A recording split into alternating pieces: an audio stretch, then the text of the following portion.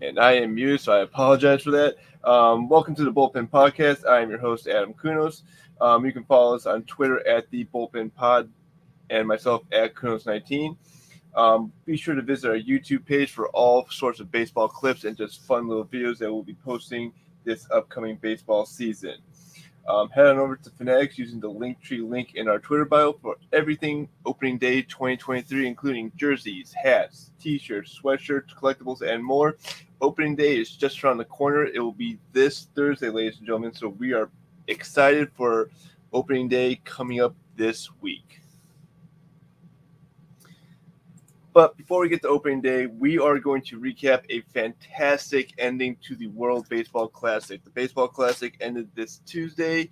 It was just a phenomenal World Baseball Classic. I mean, you couldn't ask for just a storybook ending and how this Classic ended. But before we get into how the Classic ended, we're going to go back and look at the two semifinal games that were played.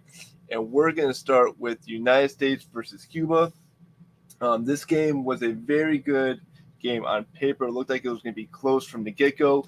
Unfortunately, it was a complete 360 from what we thought this was going to be. The United States just blows Cuba out the door, winning the game 14-2. Game starts off with Cuba kind of threatening the United States a little early. They get the bases loaded early in the game. They get Wainwright to a very tight situation. They do get one run, but Wainwright does pitch out of a bases-loaded jam. And then after that, the United States just goes on an absolute scoring barrage, scoring at least a run every inning up until the seventh. Scoring every inning with the exception of the seventh inning. They led 13-2 after the sixth inning. You had players like Paul Goldschmidt, 2 for 5 with a home run, 2 runs, and 4 RBIs. Trey Turner went absolute ballistic in this game. He went 3 for 5, driving in 4 runs, scoring twice, but hitting 2 home runs in the process. Wainwright picked up the win in this game, going 4 innings, 5 hits, 1 earned run, striking out 1, and walking 1. So again, the offense for the United States during this game was absolutely phenomenal. I mean, you want to talk about the offense clicking at all? I'm pretty much on all cylinders. This was it.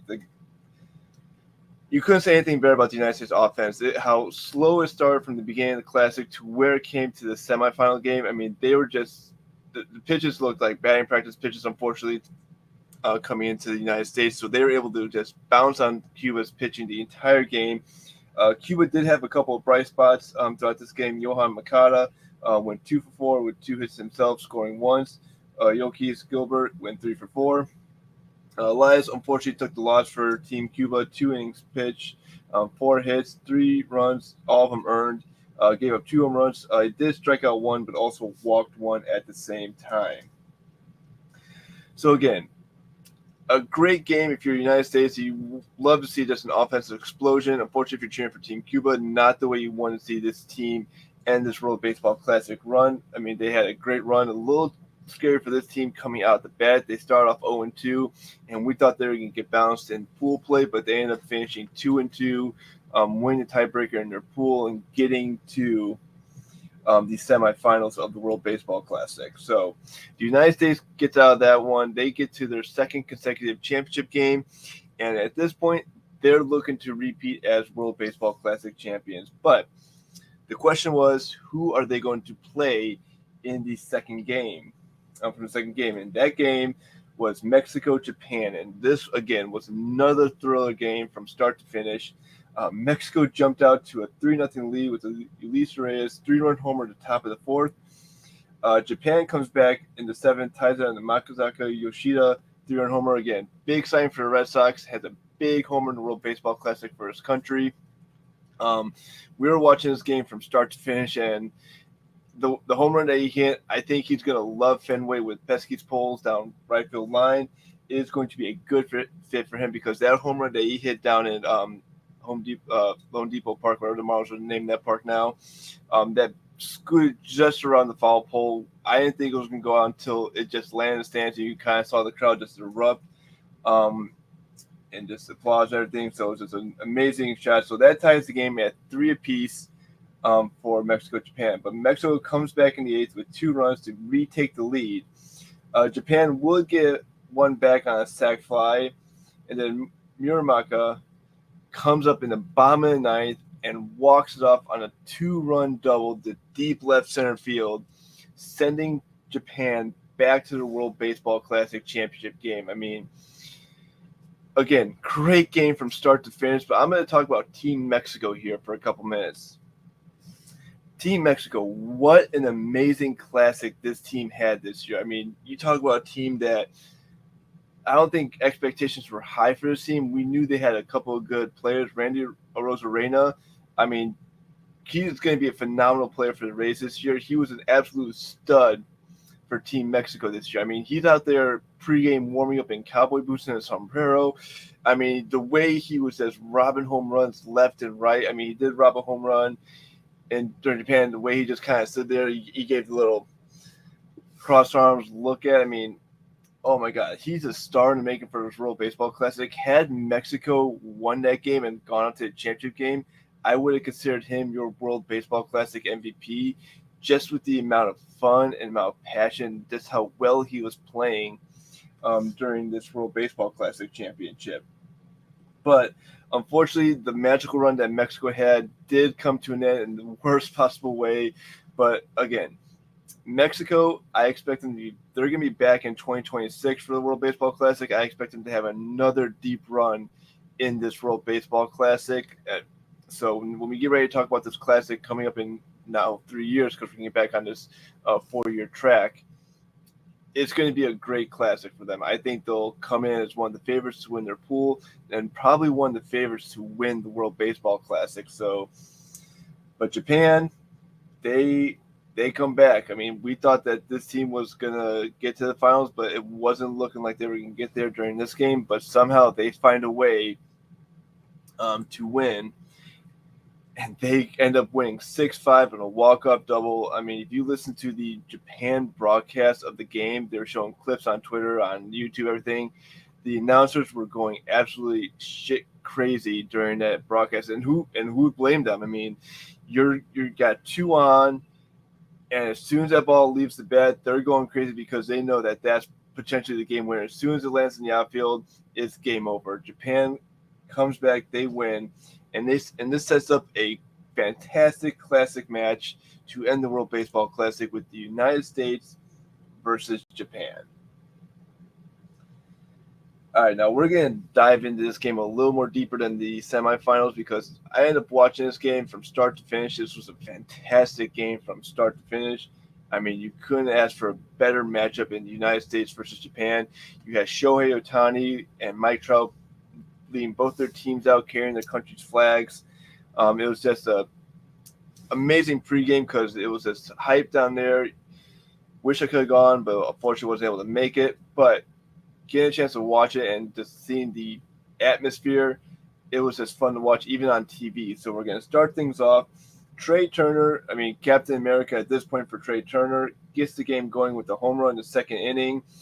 He gives the U.S. a quick 1-0 lead. I mean, as soon as that ball left the bat, I mean, the United States bench just went crazy because they knew it was gone, and he knew that it was gone, and that gave the United States the 1-0 lead.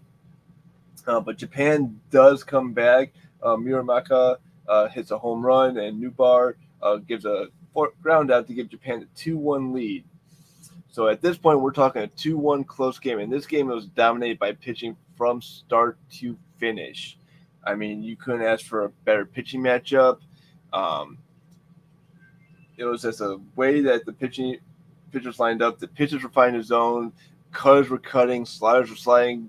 Breaking balls were breaking from left to right. It was just an absolute fantastic game. But we're going to go into Okamoto extends Japan's lead with a solo shot to give Japan a 3-1 lead. So at this point, Japan's now up 2. Going into the late stages of the game, we're talking 6th, 7th inning where Japan now has that 2-run cushion. And you're thinking, okay, who's Japan going to bring up? Could they bring up Shohei Ohtani? Could they pull in Yu Darvish? But Kyle Schwarber does bring the United States back in the 8th inning. And, of course, he goes deep off of Yu Darvish. So Japan kind of planned this out to where once they got that 2-run cushion, you got Yu Darvish down for the 8th inning. Excuse me. And then you got Shohei Ohtani for potentially the 9th inning. And when they had Darvish walking out, then Ohtani walking out, you knew that we were going to get a potential matchup of Shohei Ohtani versus Mike Trout. And if you're an Angels fan, that is probably the one thing that you do not want to see is two of your favorite players from your team facing off against each other. So, and it came down to after a quick double play by Japan defense, we got that prime matchup that we always wanted to see: Mike Trout versus Shohei Ohtani. And I mean, you looked at Twitter during that time, it was people that was going apeshit crazy on Twitter, thinking, "Oh my God, this is really happening. It's Ohtani versus Trout." We wouldn't think we would be able to see this during the World Baseball Classic, just because everything had to align right for this potential matchup to happen. You had to get a close game. We didn't know if Shohei Ohtani was going to be pitching. He was DHing, obviously, for Team Japan this entire Classic. He had already gone a game before, so he had already pitched, but everything lined up to where we got Shohei Ohtani versus Mike Trout, and what a matchup it was.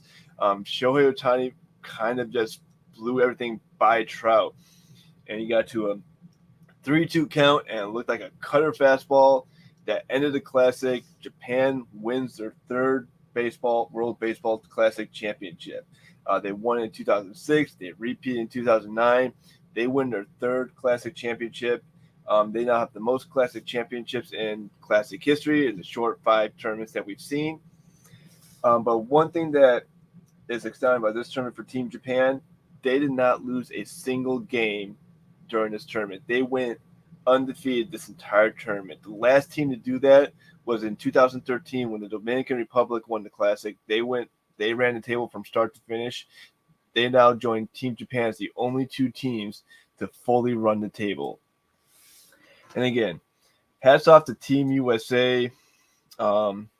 They had an amazing Classic. A little slow start for Team USA, but once they got past that Mexico loss, the offense just started clicking. They just started clicking on all cylinders. The pitching, the hitting, the defense, everything was clicking from start to finish. So, unfortunately, the dreams of a repeat championship for the United States did not come to prospect, but it was a good Classic. Shohei Ohtani is your World Baseball Classic MVP. He ends up going 10 for 23 with 4 doubles, a home run, 8 RBIs. He hits .435 but slashes .606, .739 with an OPS of 1345. He also pitched, so he also went undefeated, 2-0 with 1 save, a 1.86 ERA in just over 9 innings of pitching, 11 strikeouts, a whip of .72, and an opposing batting average of 152. So, I mean, he was just absolute fantastic and well-deserved of the World Baseball Classic MVP. All right, so what are my final thoughts with the World Baseball Classic? And I'm going to say why this was the best thing that could have happened for baseball going into opening day, which is just around the corner. So this year, we expanded the Classic from 16 teams to 20 teams. We expanded the pools, so instead of 4 teams per pool division, you now had 5 teams for a pool division. This was the best thing that could have happened for Major League Baseball and baseball as a game. You had baseball on the national stage, at a national spotlight. Yes, we had March Madness going on. Yes, we have the PGA Tour going on. We have NASCAR that's just kicking up their season. You got the NBA that's coming down to their final weeks. You got the NHL that's doing the same, coming down to their final weeks. The World Baseball Classic had a chance to showcase the best players in baseball, and it did that from start to finish. I mean, you had teams like Team Israel, Team Great Britain, who are newcomers to the Classic. Nicaragua was coming in. Korea, Chinese Taipei, China. All these great representatives of different cultures in baseball just coming out and showing the best the world can offer. One team that I like was the Czech Republic. You had players on there that are holding day jobs who had never probably faced pro pitching until they got to the World Baseball Classic, and they held their own during pool play. Unfortunately, they didn't get past pool play, but they actually showed up and they played some great baseball. One thing that I will say is the last couple of tournaments that we saw, this tournament was held on MLB Network. Viewership was kind of down, but when Fox and FS1 took over viewership, I mean, you had 1.9 million viewers just for the U.S.-Cuba game.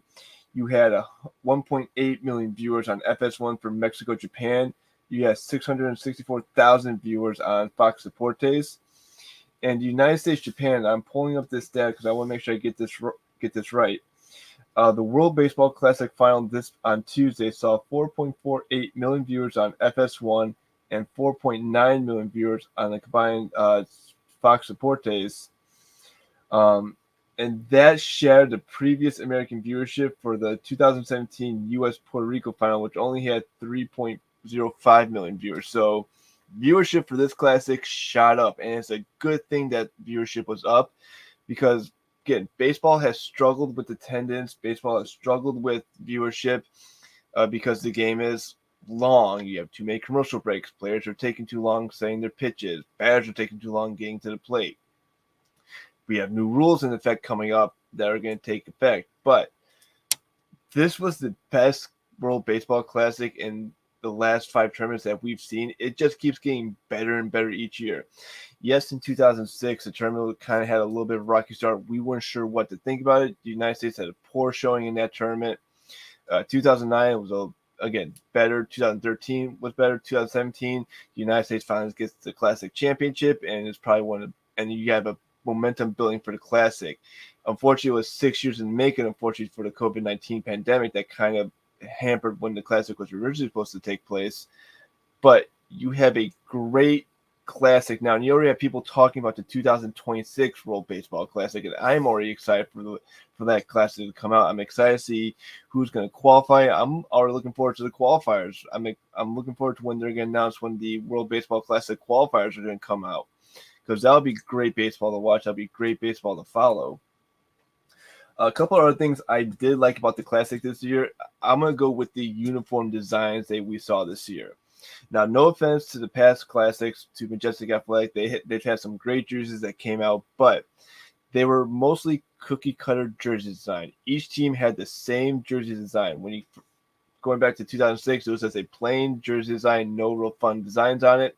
2009, it was a cool base design. You had the different colors and the mesh armpits that kind of brought the jersey a little. 2013, they went more of a batting practice style, so they had different colors. You had a white home jersey. You had team colored jerseys for the road. 2017, they went the mock vest version where you just had different colored sleeves for most of the teams. But this year, we were able to see amazing uniform designs. I mean, Puerto Rico had amazing uniform designs. They had a little like mountain range with I believe, a water tower on their uniforms. Dominican Republic had a red, blue, granite jersey design. Team Japan had their pinstripe design. It was just fun to see these different jersey designs. And one thing that my wife pointed out to me while we were watching the Mexico-Japan game was the cleats that Team Mexico were wearing had the Mexican flag painted on them. And that was something that was just absolutely fantastic from a design perspective, and also what a great way to represent your country when you're playing, to have themed cleats, themed gear. So it's just something that I personally enjoyed. Now, we did have ads on all the uniforms. That did not bother me 1 minute. Those ads you could barely see unless you were getting a close-up to them. I mean, you did have the ads on the batting helmets, which, again, you're trying to get more sponsorship revenue, so it did not bother me that you had ads on jerseys. Again, we'll see what that looks like when we start the season with baseball and Major League Baseball taking on ads on their jerseys. But I love the uniform design aspect that we saw this year. I mean, you had Team Mexico with an alternate jersey, like a light blue and pink alternate jersey, which was absolutely phenomenal.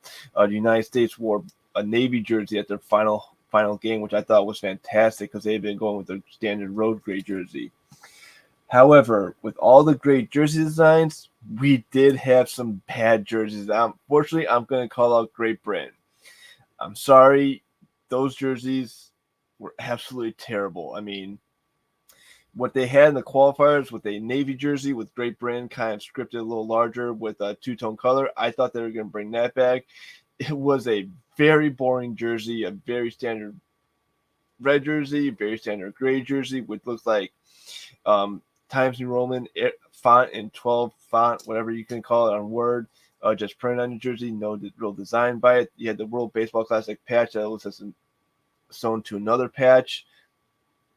So unfortunately, with all the great jersey designs, we did have some bad jerseys, unfortunately, but look to improve on to 2026. We end the Classic. Congratulations to Team Japan on the Classic Championship, and now we hope that this viewership, this momentum that we saw in the World Baseball Classic, does carry over into the 2023 Major League Baseball season. But before we start with Thursday's opening slate of games, we are going to report on Phillies. Reyes Hoskins is out for the season. He has severe left knee injury going for a grounder in between first and second. Looked like he just slipped on the grass in the outfield and ended up tearing some ligaments in his knee. He is out for the season, so that's a huge loss for Philadelphia. Derek Hall is going to assume first baseman duties this season, so they're already getting him ramped up to be the everyday first baseman. That is going to be a very big loss for Philadelphia because they were counting on him to not only bring a good bat to the lineup, but also a stellar defense. So that's going to be a huge loss for the Phillies going into this season. Now, let's talk about opening day. Opening day is this Thursday. It's hard to believe that we only have maybe 2 more days of spring training. You got spring training games coming up on Monday and Tuesday. That will be wrapping up. You may have a couple exhibition games on Wednesday taking place in home stadiums. But then Thursday, we get a full 15-game slate kicking off at 1:05 in the afternoon, and with the Braves and Nationals ending with the Guardians and Mariners that night. I'm going to go through the full slate of games, and I'm going to tell you who we got. So let's start with the first game that we're going to see, the Atlanta Braves versus Washington Nationals, Max Fried versus Patrick Corbin. I'm going to pick the Braves winning this game. I think Fried is just going to be a great pitcher for the Braves this year, so I give the Braves the opening day nod over the Nationals. Moving on to our second matchup, we got the San Francisco Giants versus New York Yankees in the Bronx. I will give the Yankees this one. Unfortunately, you're going to have a fully healthy Aaron Judge, hopefully fully healthy Juan Carlos Stanton going to join him in the lineup. I'm not sure how the Josh Donaldson situation is going to work out. That's been kind of up and down last season, so we'll see how that works out. But I will give the edge to the Yankees in this series. Orioles and Red Sox, you got Kyle Gibson versus Corey Kluber. That's going to be your MLB TV free game of the day. So if you're not subscribed to MLB TV, that'll be the free game that you'll be able to watch on any mobile devices or any computer devices that you have. Give me Baltimore in this series. I like what Baltimore did last year. I'm hoping that this momentum carries over. I'm not fully trusted on what the Red Sox are going to bring this year. I still think they have some question marks, especially with Chris Sale in that lineup, and can he stay healthy? I think Boston's going to have a very down season this year. I think it's going to be more of a rebuilding year for Boston. So give me Baltimore in that opening series. Brewers and Cubs, Corbin Burnes versus Marcus Stroman. This is a coin flip. I could see this game going either way, but I'll take the Brewers in this one. I give the Brewers an edge in this opening game. You got the Tigers versus Rays. So Rays, of course, in this household, we're going to be pulling for them. You got Eduardo Rodriguez versus Shane McClanahan. I'm pulling Rays in this game. I think the Rays are going to have a great season this year. I don't think it's going to be a division championship season, but I will say that they are going to be a good team this year. I did pick them earlier in the shows as a wild card, so I give the Rays the edge in this one. Phillies versus Rangers, Aaron Nola versus Jacob deGrom. Give me Phillies in this game. I like what Philadelphia still has. They're coming off a World Series run. They had a great season last year. So I think the Phillies will take this game as well. Pirates versus Reds, Mitch Keller versus Hunter Green. Not really a great matchup, but I still think it's going to be a good starting matchup. Looks like you have 2 young pitchers that will be going at it this season. Give me the Reds in this game. I like the Reds over the Pirates in this game. Going over to San Diego, we got the Rockies in San Diego taking on the Padres. Jermaine Marquez versus Blake Snell. I like the Padres. They did a lot of great moves over the offseason, so give me the Padres in this opening game.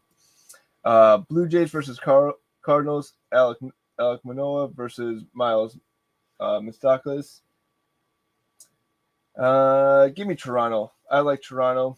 I think they're going to be a good team this year. I think they're going to be battling the Rays and Yankees for that division this year. So give me the Blue Jays in this series. Twins versus Royals. Pablo Lopez versus Zach Greinke. Greinke's always been a good pitcher. He's not really electric off the mound, but he does have some good off-speed pitches. I'll take the Royals in this game. I'll take the Royals over the Twins. Mets versus Marlins. You got Max Scherzer versus Sandy Alcantara. I like the Mets. The Mets did a lot of great moves this offseason. I'm sorry, Max Scherzer. Sorry, I botched that name. I like the Mets for this game. So give me the Mets in this game. Your prime matchup that'll be on ESPN on Thursday will be the White Sox versus Astros. This is kind of a bittersweet game for me. You got the White Sox in Houston. They'll be taking on the Astros. Jose Abreu will be playing for the Astros, so this will be the first time that he gets to face the White Sox since signing his 2-year deal with Houston. Again, I do love the White Sox. I do cheer for them, but I am going to pick the Astros in this game. I think Houston just has a good team. I'm still a little iffy on what the White Sox will bring. Yohan Moncada was out, left today's game in the second inning with some back stiffness, so he's day-to-day. So hopefully that's not going to last too long for him. Then we go Diamondbacks versus Dodgers. Zach Gallen versus Julio Reyes. I like Diamondbacks. I'm going to take Diamondbacks. I'll take this one for Arizona. I know the Dodgers are going to be a good team, but I don't think they're going to have a kind of manhandle control of the NL West this year. I think it will be a better division. Angels versus Athletics. You got Shohei Ohtani going up against Kyle Muller. Give me the Angels. Anytime you put Shohei Ohtani on the mound, I like it. You know he'll be pitching. You know he'll be DHing. So give me the Angels and Ohtani in that game. And then the last game on this Thursday slate, Guardians versus Mariners. Shane Bieber versus Luis Castillo. I'll take the Mariners in this game. Mariners had a great season last year. They snapped the longest playout drought in baseball. So give me the Mariners in this game. So to recap, I got the Braves, Yankees, Orioles, Brewers, Rays, Phillies, Reds, Padres, Blue Jays, Royals, Mets, Stros, D-backs, Angels, and Mariners all starting the season 1-0. But with opening day coming up, it is going to be an amazing season this year. I think we're going to have some great baseball. We just saw an amazing World Baseball Classic. I hope that continues over, and I hope you guys will continue to turn to the show every Sunday. We will record live every Sunday throughout the season following Sunday Night Baseball. We will have this episode posted up on Monday, so Monday morning you will have this episode available for download wherever you get your podcast: Apple, Spotify, Google, Amazon, iHeartRadio, wherever you get your podcasts. Thank you for subscribing. Thank you for tuning in to listen to the show. And let's get ready for opening day, ladies and gentlemen. We are days away from opening day, and that kicks off Thursday. So I hope everyone has a great Sunday evening. Enjoy your week, and we will be back Sunday after opening day to recap an opening weekend, and we're going to be talking baseball. So until then, have a good night.